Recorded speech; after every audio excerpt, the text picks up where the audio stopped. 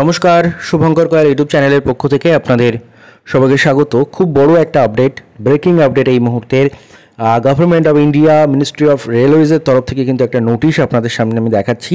নোটিশটার date 10/4/2024। এই notice থেকে বলা ভালো, এটা একটা অফিসিয়াল লেটার। সেটা কিন্তু পাঠানো হয়েছে all zonal railways and production ইউনিটসকে। কিসের জন্য না, রেলের বিভিন্ন ভ্যাকান্সির ব্যাপারে। কি কি রয়েছে ব্যাপারটা দেখুন। সাবজেক্ট বলছে দেখুন, filling up of group C post on zonal railways through আরআরবির বিভিন্ন আরআরবির মাধ্যমে কিন্তু গ্রুপ সি পোস্ট জোনাল রেলওয়েজে সেগুলো ফিল আপ করার চেষ্টা চলছে। Annual calendar of recruitment for the various group C post approved by board has already been published on railway recruitment board website. Accordingly, Janes for recruitment of ALPs and technicians have also been published on, মানে এই দুটো দিয়ে দিয়েছে, LP এবং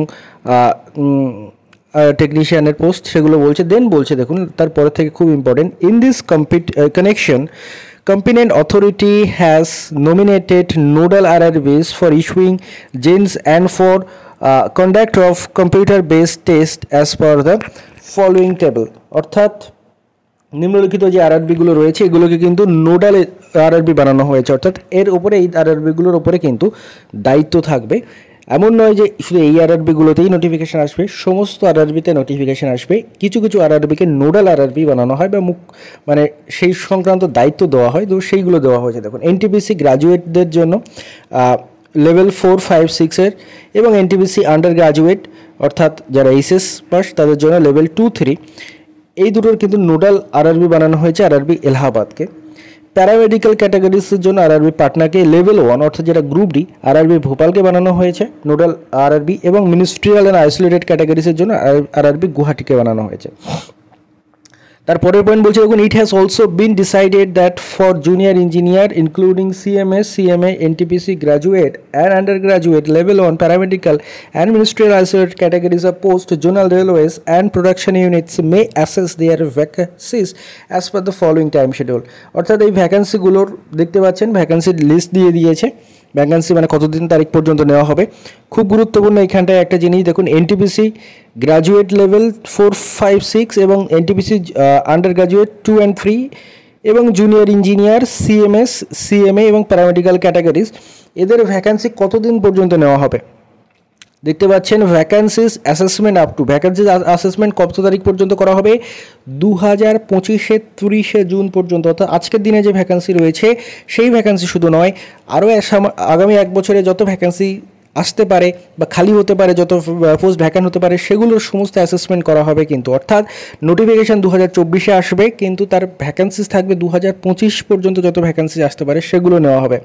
30/6/2025 পর্যন্ত vacancy assessment করা হবে। এবং এরপরের এগুলো অফিসিয়াল ব্যাপার। লাস্ট পয়েন্ট আপনারা যদিও বলে দিই, assessment of vacancies in ORMS, মানে ভ্যাকান্সি অ্যাসেসমেন্ট করা হবে April-May 2024-এ। Independent identifying of vacancies in OIRMS after approval May-June 2024-এ হবে। তারপরে দেখুন, প্রপোজাল ফর ড্রাফট জেন, অর্থাৎ ভ্যাকান্সি ড্রাফট করা হচ্ছে কিন্তু জুন 2024-এ। অর্থাৎ জুন 2024-এ কিন্তু আপনাদের আরআরবি এনটিপিসির নোটিফিকেশান এসে যাবে এবং সেখানে ভ্যাকান্সিস খুব ভালো থাকার সম্ভাবনা, যেহেতু তারা অ্যাসেসমেন্ট করছে জুন 2025 পর্যন্ত। এরপরে আসছে লেভেল 1, যেটা আমরা গ্রুপ ডি বলি, এবং মিনিস্ট্রিয়াল এবং আইসোলেটেড ক্যাটাগরিজ, এগুলোর ভ্যাকান্সি অ্যাসেসমেন্ট করা হবে সেপ্টেম্বর 2025 পর্যন্ত। অর্থাৎ সেপ্টেম্বর 2025 পর্যন্ত যত ভ্যাকান্সি থাকবে সেগুলোকে নেওয়া হবে, এবং এর নোটিফিকেশান আসবে কিন্তু সেপ্টেম্বর 2024-এ। আশা করি আপনাদের বোঝাতে পারলাম। বড় ভ্যাকান্সি আসতে চলেছে রেলে, এনটিপিসিতেও বড় ভ্যাকান্সি আসতে চলেছে। সেখানে জুন 2025 পর্যন্ত যত ভ্যাকান্সি থাকবে সেগুলোকে নিয়ে নোটিফিকেশান বার করার চেষ্টা চলছে। আর তার সঙ্গে সঙ্গে গ্রুপ ডিতে কিন্তু সেপ্টেম্বর 2025 পর্যন্ত যত ভ্যাকান্সিস খালি হবে সেগুলোকে নিয়ে নোটিফিকেশান বার করার চেষ্টা চলছে। ইংলিশে একটা প্রবাদ আছে, necessity is the mother of invention. Necessity is the mother of invention, অর্থাৎ আপনার যদি নেসেসিটি থাকে আপনি কিন্তু ইনভেন্ট করবেন।